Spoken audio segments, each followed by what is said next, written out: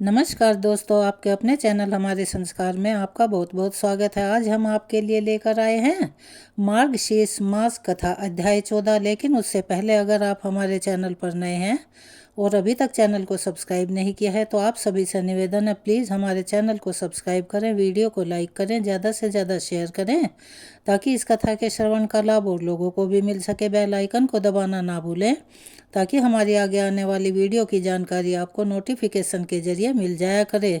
परमपिता परमेश्वर की कृपा आप सभी पर हमेशा बनी रहे। अपना प्यार और सहयोग हमें ऐसे ही प्रदान करते रहें। आपकी ये छोटी सी कोशिश हमारे लिए काफ़ी मददगार साबित होती है। कमेंट्स बॉक्स में जय श्री कृष्ण हर हर महादेव लिखना ना भूलें। आज हम आपको वृतांत से पहले सुनाने जा रहे हैं शिव महिमा की एक अनोखी कहानी। पौराणिक कथा के अनुसार एक बार एक शिकारी था। वह पशुओं की हत्या करके अपने परिवार का पेट पालता था। एक बार उस शिकारी ने अपनी ज़रूरत को पूरी करने के लिए एक साहूकार से ऋण ले लिया, यानी कि धन उधार ले लिया, और वह उसका कर्जदार हो गया। लेकिन वह कर्जा समय पर ना चुका सकने पर क्रोधित साहूकार ने उसको शिव मठ में बंदी बना लिया। जिस दिन बंदी बनाया, संयोग से उस दिन शिवरात्रि थी। बंदी रहते हुए वह शिकारी मठ में शिव संबंधी धार्मिक बातें सुनता रहा। वहीं पर उसने शिवरात्रि व्रत की कथा भी सुनी और संध्या काल होने पर साहूकार ने उसे बुलवाया और अपना कर्जा चुकाने के लिए पूछा। तब शिकारी ने अगले दिन सारा कर्जा चुका देने का वचन दे दिया। साहूकार ने उसकी बात मान ली और उसे छोड़ दिया। शिकारी जंगल में शिकार करने के लिए निकला, लेकिन दिन भर बंदी गृह में रहने के कारण वह भूख और प्यास से अति व्याकुल था।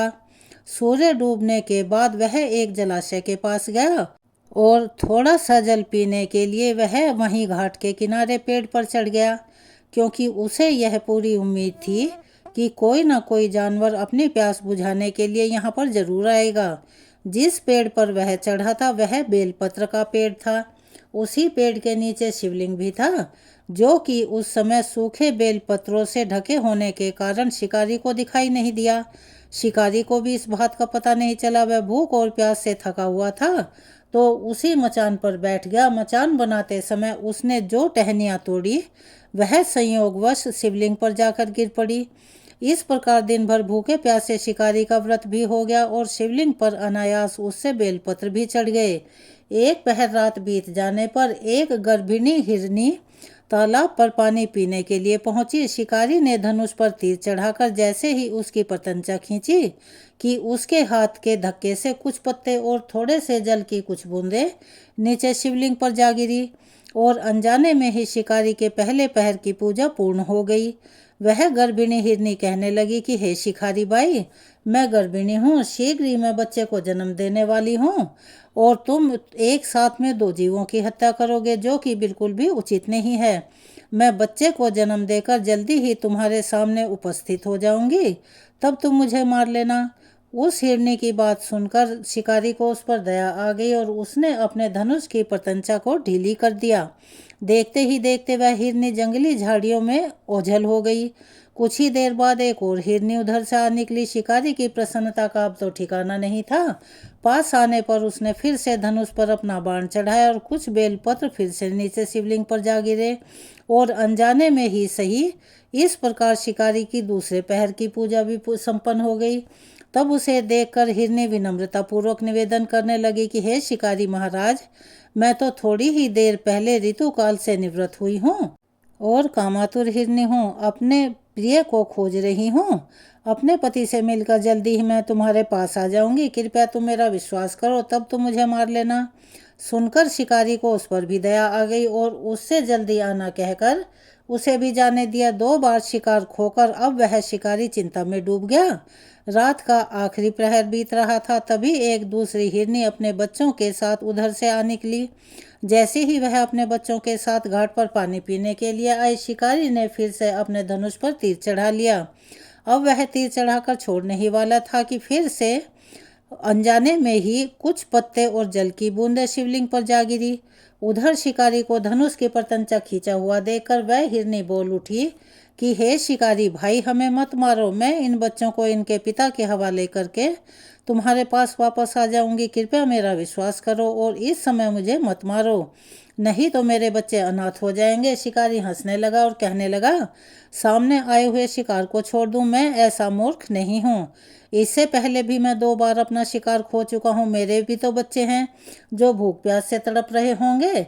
उसके उत्तर में हिरनी कहने लगी कि जैसे तुम्हें अपने बच्चों की ममता सता रही है, ठीक वैसे ही मुझे भी इन बच्चों की फिक्र है। इसीलिए सिर्फ इन बच्चों के नाम पर ही मैं थोड़ी सी देर के लिए तुमसे अपना जीवन दान मांग रही हूँ। कृपया मेरा विश्वास करो, मैं इन्हें इनके पिता के पास छोड़कर जल्दी वापस आ जाऊंगी। हिरनी की ऐसी दीनवाणी सुनकर शिकारी को उस पर भी दया आ गई। उससे भी जल्दी आना कहकर उसे भी छोड़ दिया। इधर शिकार के अभाव में बेल वृक्ष पर बैठा शिकारी बेल पत्र तोड़ तोड़कर क्रोध में नीचे फेंकता जा रहा था। अनजाने में उससे तीसरे पहर की पूजा भी स्वतः ही संपन्न हो गई। अब सुबह होने को हुई तो एक हष्ट-पुष्ट हिरण उसी रास्ते पर आया। अब तो शिकारी ने सोच लिया कि इसका शिकार तो वह जरूर करेगा, इसे किसी भी कीमत पर नहीं जाने देगा। इधर शिकारी की तनी हुई प्रत्यंचा को देखकर हिरण समझ गया कि यह शिकारी मुझे अवश्य ही मारेगा। फिर भी उसने विनती करते हुए कहा कि भाई, अगर तुमने मुझसे पहले आने वाली 3 हिरनियों को और उनके साथ छोटे छोटे बच्चों को भी मार डाला है, तब तो तुम मुझे निसंकोच मार दो। बिल्कुल भी देर मत करो, ताकि मुझे उनके वियोग में एक क्षण का भी दुख ना सहना पड़े, क्योंकि मैं उन सभी हिरनियों का पति हूँ। और अगर तुमने उन्हें जीवन दान दिया है तो मुझे भी कुछ क्षण का जीवन देने की कृपा करें। मैं तुम्हें वचन देता हूँ कि उन सब से मिलकर मैं जल्दी ही तुम्हारे सामने उपस्थित हो जाऊंगा। हिरण की बात सुनकर शिकारी ने सारी बातें उस हिरण को सुना दी। इधर जैसे ही शिकारी ने फिर से प्रत्यंचा खींची थी कि अनायास फिर से कुछ बेलपत्र और जल की बूंदें शिवलिंग पर जा गिरी। अनजाने में ही चौथे पहर की पूजा भी संपन्न हो गई। सारी बात जानकर हिरण कहने लगा, हे शिकारी महाराज, कृपया करके मेरा विश्वास करो। मेरी तीनों पत्नियां जिस तरह से तुम्हें विश्वास दिलाकर गई हैं, वे मेरी मृत्यु के बाद अपने धर्म का पालन बिल्कुल भी नहीं कर पाएंगी। इसीलिए जैसे तुमने उन्हें विश्वास पात्र मानकर छोड़ा है, वैसे ही मुझे भी जाने दो। मैं उन सब के साथ तुम्हारे सामने जल्दी ही वापस लौट के आऊँगा। दिन भर उपवास, रात्रि जागरण और शिवलिंग पर बेलपत्र चढ़ाने से उस क्रूर शिकारी का हिंसक हृदय निर्मल हो गया था। उसमें भगवत भक्ति का वास हो गया था। उसका कठोर हृदय अब कोमल भावों से भर गया था। उसके हाथ में धनुष और बाण जो था वो छूट गया और उसने उस हिरण को भी जाने दिया। किंतु वह क्या देखता है कि थोड़ी ही देर के बाद वह हिरण अपने पूरे परिवार के साथ उस शिकारी के सामने खड़ा हुआ था। और इसलिए खड़ा था ताकि वह उनका शिकार कर सके। किंतु जंगली पशुओं की ऐसी सत्यता, सात्विकता और आपसी प्रेम भावना देखकर उस शिकारी को खुद से बड़ी घृणा होने लगी। उसकी आंखों से आंसू झरझर कर बहने लगे। उस हिरण परिवार को ना मारकर शिकारी ने अपने कठोर हृदय को जीव हिंसा से हटा लिया, सदा के लिए कोमल और दयालु बना लिया था। उधर देवलोक से समस्त देवतागण भी इस घटना को देख रहे थे। उसके ऐसा करने पर भगवान शंकर ने प्रसन्न होकर तत्काल ही उसे अपने दिव्य स्वरूप का दर्शन दिया और उसे सुख और समृद्धि का आशीर्वाद देकर उसे गुह्य नाम प्रदान किया। यह वही गुह्य था जिसके साथ भगवान श्री राम ने मित्रता की थी। तो चलिए एक बार प्रेम से बोलिए, हर हर महादेव, भगवान भोले शंकर की जय। चलिए अब हम आपको सुना रहे हैं आज की मार्गशीर्ष कथा का आगे का वृतांत। भगवान नारायण कहते हैं, नारद एक दिन गोकुल में सती साध्वी नंदरानी यशोदा बालक को गोद में लिए घर के कामकाज में लगी हुई थी। उस समय गोकुल में बवंडर का रूप धारण करने वाला तृणव्रत आ रहा था। मन ही मन उसके आगमन की बात जानकर श्री हरि ने अपने शरीर का भार बढ़ा लिया। उस भार से पीड़ित होकर मैया यशोदा ने अपने लाला को गोद से उतार दिया और खाट पर सुलाकर वे यमुना जी के किनारे चली गई।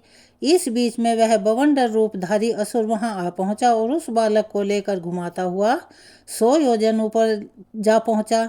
उसने वृक्षों की डालियां तोड़ और इतनी धूल उड़ाई कि गोकुल में अंधेरा छा गया।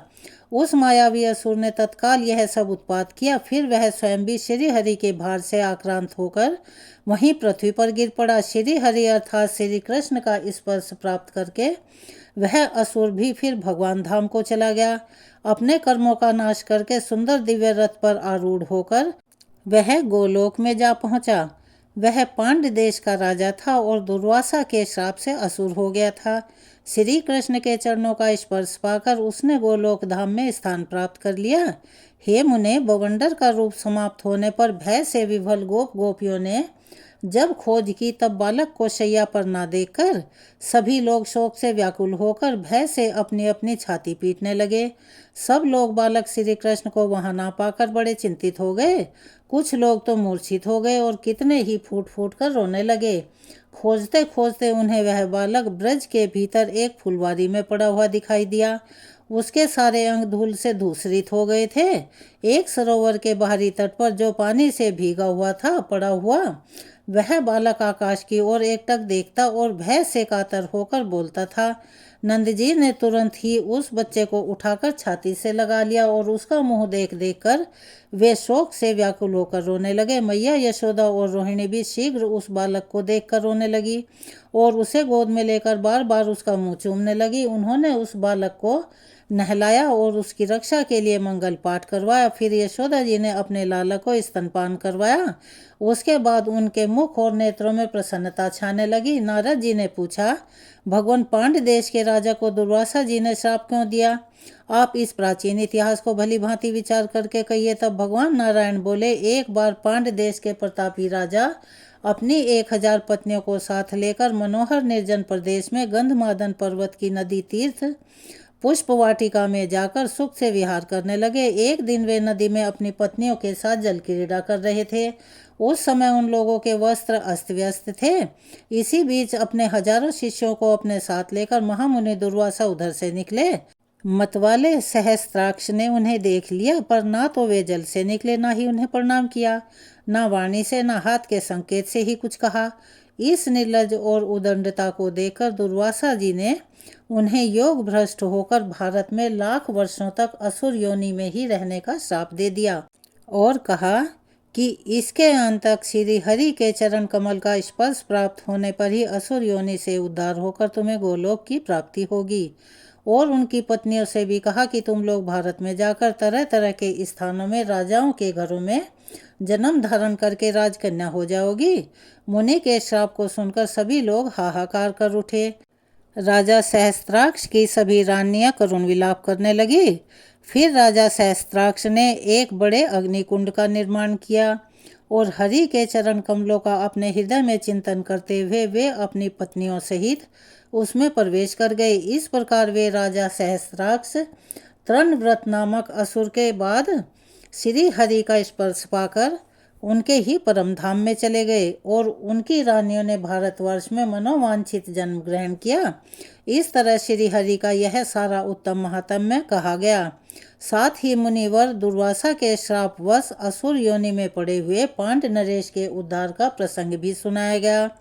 चलिए अब जानिए यशोदा जी के घर गोपियों का आगमन और उनके द्वारा उन सब का सत्कार और बाल्य श्री कृष्ण के पैरों की चोट से संकट का चूर चूर होना और श्री कृष्ण कवच का प्रयोग। महात्म्य का वर्णन भगवान नारायण कहते हैं, हे देव ऋषि, एक दिन नंद की पत्नी यशोदा जी अपने घर में अपने भूखे बालक को गोद में लेकर उन्हें प्रसन्नतापूर्वक स्तनपान करा रही थी। उसी समय नंद मंदिर में बहुत सी गोपियां आई, जिनमें से कुछ बड़ी बूढ़ी थी, कुछ यशोदा जी की सखियां थी। इनके ही साथ और बालक बालिकाएं भी थी। उस दिन नंद जी के यहाँ वैदिक कर्म का संपादन हुआ था। उसी अवसर पर गोपियों को अपनी ओर आता हुआ देखकर यशोदा जी ने अपने बालक यानी के श्री कृष्ण को, जिसका कि अभी से पेट भरा भी नहीं था, शीघ्र ही सैया पर सुला दिया और स्वयं उठकर प्रसन्नतापूर्वक उन सभी को प्रणाम किया। इतना ही नहीं, बड़ी प्रसन्न हुई गोपी यशोदा ने उन सबको तेल, सिंदूर, पान, मिष्ठान, वस्त्र और आभूषण भी दिए। इसी बीच में माया के स्वामी भगवान श्री कृष्ण माया से भूखे बनकर अपने दोनों पैर ऊपर फेंक फेंक कर रोने लगे, जैसे कि अक्सर नन्हे शिशु किया करते हैं। हे मुने, उनके पास ही गोरस के मटकों से भरा हुआ एक छकड़ा रखा हुआ था। श्री कृष्ण का एक पैर उसमें जा लगा। विश्वम्भर के पैर का आघात लगने से वह छकड़ा चूर चूर हो गया और टूट गया। उस छकड़े में भरा हुआ दूध, दही, माखन, घी और शहद धरती पर गिरकर बह चला। आश्चर्य देखकर भय से व्याकुल हुई गोपियां उस बालक के पास दौड़ी हुई आई। उन्होंने देखा कि छकड़ा तो टूट चुका है और बालक उसकी बिखरी हुई लकड़ियों के अंदर दबा हुआ है। टूटे फूटे मटकों का समूह और बहुत सारा गोरस अर्थात दूध, दही, घी, माखन भी वहां पर बिखरा हुआ है। लकड़ियों को दूर फेंककर भय से व्याकुल हुई यशोदा जी ने अपने नन्हे से बालक को एकदम गोद में उठा लिया। योग माया की कृपा से उस बालक के सारे अंग सुरक्षित थे। उसे कुछ भी नहीं हुआ था, बस वह तो भूख से व्याकुल हो रहा था। यशोदा जी ने अब अपने नन्हे बालक को दोबारा स्तनपान कराया और स्वयं उस घटना से डरकर फूट फूट कर रोने लगी। गोपों ने वहां खेलते हुए बालकों से पूछा कि अरे बालको, ये छकड़ा कैसे टूटा है? इसके टूटने का यहाँ तो कोई कारण ही दिखाई नहीं दे रहा। अचानक ये अद्भुत कांड कैसे हो गया? उसकी बात सुनकर सब बालक बोले, हे गोपगणों सुनो, अवश्य ही श्री कृष्ण के पैरों का धक्का लगने से यह छकड़ा टूटा है। बालकों की बात सुनकर गोप और गोपियां हंसने लगी। उन्हें उनकी बात पर बिल्कुल भी विश्वास नहीं हुआ। वह बोली, अरे बच्चों की बातें सच नहीं होती। तुरंत ही श्रेष्ठ ब्राह्मण वहां आए और उन्होंने उस बालक की रक्षा के लिए स्वस्ति वाचन किया। एक ब्राह्मण ने शिशु के शरीर पर हाथ रखकर कवच पढ़ा। हे विप्रवर, वह समस्त शुभ लक्षणों से युक्त कवच अब मैं तुम्हें बता रहा हूँ। यह वही कवच है जिसे पूर्व काल में श्री विष्णु के नाभि कमल पर विराजमान ब्रह्मा जी को भगवती योग माया ने दिया था। उस समय जल में शयन करने वाले त्रिलोकीनाथ विष्णु जल के भीतर नींद ले रहे थे। ब्रह्मा जी मधु कैटभ के भय से डरकर योग निद्रा की स्तुति कर रहे थे। उसी अवसर पर योग निद्रा ने उन्हें इस कवच का उपदेश दिया था। योग निद्रा बोली, हे ब्राह्मण, तुम अपना भय दूर करो। जगत पते, जहाँ श्री हरि विराजमान है और मैं मौजूद हूँ, वहाँ तुम्हें भय किस बात का है? तुम यहाँ सुखपूर्वक रहो। श्री हरि तुम्हारे मुख की रक्षा करें, मधुसूदन मस्तक की, श्री कृष्ण दोनों नेत्रों की और राधिका पति नासिका की रक्षा करें। माधव दोनों कानों की, कंठ की और कपाल की रक्षा करें। कपोल की गोविंद और केशों की स्वयं केशव रक्षा करें। ऋषि केश अद्रोष्ट की, गदा गज दंत पंक्ति की, राजेश्वर रसना की और भगवान वामन तालु की रक्षा करें। मुकुंद तुम्हारे वक्ष स्थल की रक्षा करें। दैत्य सघन उदर का पालन करें। जनार्दन नाभि की और विष्णु तुम्हारी ठोडी की रक्षा करें। पुरुषोत्तम तुम्हारे दोनों नितंबों की, गुह्य भाग की रक्षा करें। भगवान जानकी ईश्वर तुम्हारे घुटनों की सदा रक्षा करें। नरसिंह सर्वत्र संकट में दोनों हाथों की और कमलोदव वाराह तुम्हारे दोनों चरणों की रक्षा करें। ऊपर नारायण और नीचे कमलापति तुम्हारी रक्षा करें। पूर्व दिशा में गोपाल तुम्हारा पालन करें। अग्नि कोण में 10 मुख खंता श्री राम तुम्हारी रक्षा करें। दक्षिण दिशा में वनमाली, नैऋत्य कोण में बैकुंठ और पश्चिम दिशा में सत्पुरुषों की रक्षा करने वाले स्वयं वासुदेव तुम्हारा पालन करें। वायव्य कोण में अजन्मा विष्ट सर्वा श्री हमेशा तुम्हारी रक्षा करें। उत्तर दिशा में कमलासन ब्रह्मा अपने तेज में से सदा तुम्हारी रक्षा करें। ईशान कोण में ईश्वर रक्षा करें। शत्रुदि सर्वत्र पालन करें। जल थल और आकाश में तथा निद्रा अवस्था में श्री रघुनाथ जी रक्षा करें। हे ब्राह्मण, इस प्रकार परम अद्भुत कवच का वर्णन किया गया। पूर्व काल में मेरे स्मरण करने पर भगवान श्री कृष्ण ने कृपा पूर्वक मुझे इसका उपदेश दिया था। शुंभ के साथ जब निर्लक्ष्य घोर और दारुण संग्राम चल रहा था, उस समय आकाश में खड़े होकर मैंने इस कवच की प्राप्ति मात्र से तत्काल उसे पराजित कर दिया था। इस कवच के प्रभाव से शुंभ धरती पर गिरा और मर गया। पहले सैकड़ों वर्षों तक भयंकर युद्ध करके जब शुंभ मर गया, तब कृपालु गोविंद आकाश में स्थित होकर कवच और माल्य देकर गोलोक को चले गए। हे मुने, इस प्रकार कल्पांत के वृतांत कहा गया। इस कवच के प्रभाव से कभी भी मन में भय नहीं होता। मैंने प्रत्येक कल्प में श्री हरि के साथ रहकर करोड़ों ब्रह्माओं को नष्ट होते हुए देखा है। ऐसा कहकर कवच देकर देवी योग निद्रा अंतर्ध्यान हो गई। कमलोदव ब्रह्मा भगवान विष्णु के नाभि कमल में निशंक भाव से बैठे रहे। जो भी इस उत्तम कवच को सोने के यंत्र में मढ़कर अपने कंठ या दाहिनी बाह में बांधता है, उसकी बुद्धि सदा शुद्ध रहती है और उसे विष, अग्नि, सर्प और शत्रुओं से कभी कोई भय नहीं होता। जल थल और अंतरिक्ष में तथा निद्रावस्था में भगवान सदा उसकी रक्षा करते हैं। ब्राह्मण ने नंद शिशु के कंठ में वही कवच बांध दिया। इस प्रकार साक्षात श्री हरि ने अपना ही कवच अपने ही कंठ में धारण कर लिया। मुने, श्री हरि के इस कवच का संपूर्ण प्रभाव बताया गया। भगवान अनंत हैं, वे अपनी महिमा से कभी अपने भक्तों को च्युत नहीं करते। उनके प्रभाव की कहीं कोई तुलना नहीं है। आज का मार्गशीर्ष कथा का वृतांत को हम यहीं विराम देते हैं। इसके आगे का वृतांत हम आने वाली वीडियो में बताएंगे, कृपया उसका इंतजार कीजिए। एक बार प्यार से बोलिए जय श्री कृष्ण। और अब हम पाठ करते हैं कृष्ण चालीसा का।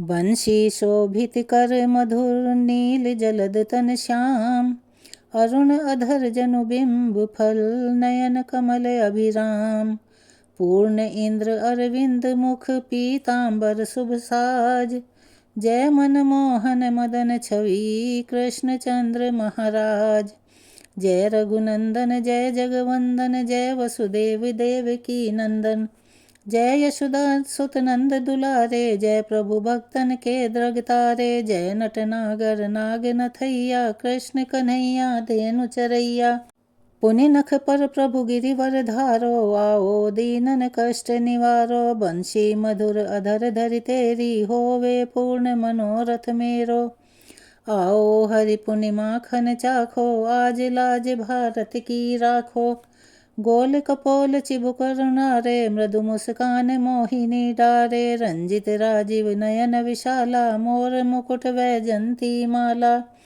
कुंडल श्रवण पीत पट आछे, कटि किंकणी काछन काछे, नील जलज सुंदर तन सोहे, छवि लखी सुर नर मुनि मन मोहे, मस्तक तिलक अलक घुंघराले, आओ कृष्ण बांसुरी वाले, करी पय पान पुतन हितारियो, अका बका कागा सुर मारियो, मधुवन जलत अग्नि जब ज्वाला, भय शीतल लखी तही नंद लाला, सुरपति जब ब्रज चढ़े उरिसाई, मसूर धारवारी बरसाई, लगत लगत ब्रज चहन बहायो, गोवर्धन नखधारी बचाई, लखिय सुधा मन ब्रह्मादिकाई, मुख मह 14 भुवन दिखाई, दुष्ट कंस अति उधम मचायो, कोटि कमल जब फूल मंगायो, नाथ काली यही तब तुम लीन, चरण चिन्ह दे निर्भय कीन, करी गोपिन संग रास विलासा, सबकी पूरन करी अभिलाषा, केतिक महा असुर संघारियो, कंस के केस पकड़ दे मारियो,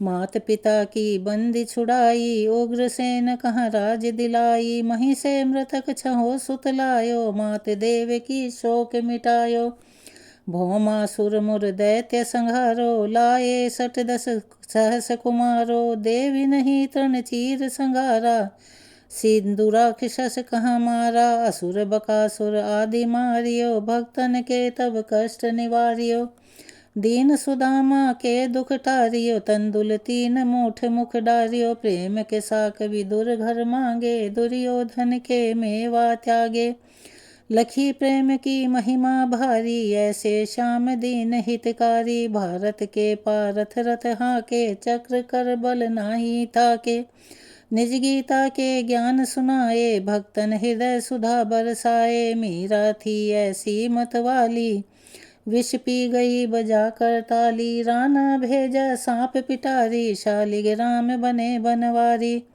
निज माया तुम विधि दिखाई, उर संशय सकल मिटाई, तब शत निंदा करी तत्काला, जीवन मुक्त भयो शिशुपाला, जब ही द्रौपदी टेर लगाई, दीनानाथ लाज अब जाई, तुरत ही वसन बने नंदलाला, बड़े चीर भय अरि मुँह काला, असनाथ के नाथ कन्हैया, दावत भवर बचावत नैया, सुंदर दास आस और धारी, दया दृष्टि की जे बनवारी, नाथ सकल मम कुमति निवारो, क्षमहु बेगी अपराध हमारो, खोलो पट अब दर्शन दीजो, बोलो कृष्ण कन्हैया की जय, यह चालीसा कृष्ण का पाठ करे उरधारी, अष्ट सिद्धि नवनिधि फल लहे पदारथ चाली।